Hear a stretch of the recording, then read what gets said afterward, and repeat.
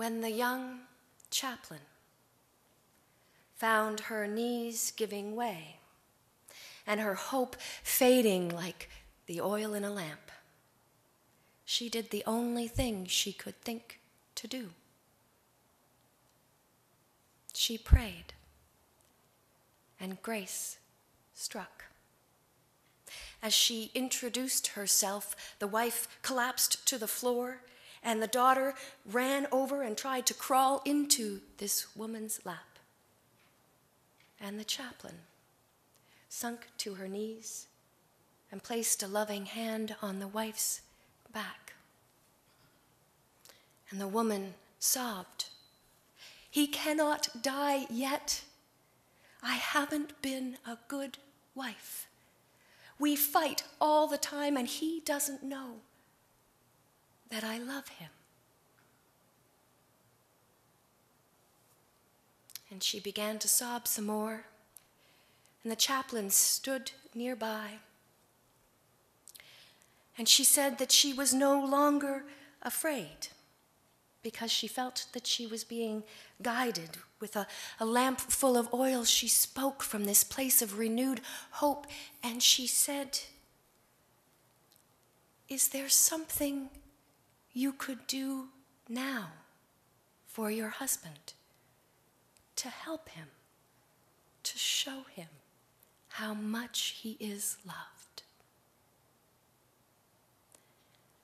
And the woman looked at the chaplain, and she stopped crying. And she stood up and she went over to her husband and began to touch him gently, to massage him and sing to him in his native language. And the wife spent the last 2 weeks of her husband's life, for he did not die that night as predicted, loving him, preparing him for his return to God, just as Christ prepares us. The chaplain, the wife, were made ready for their impossible journeys by the light of Christ, that divine being who lived and died to ensure that we could live in him.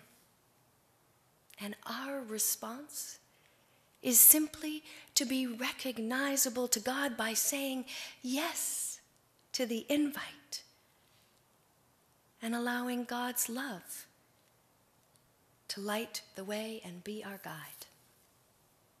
And you see, Christ knows that we are more than capable of the work that lies ahead, because it's his own Spirit that is in the lamp lighting the way.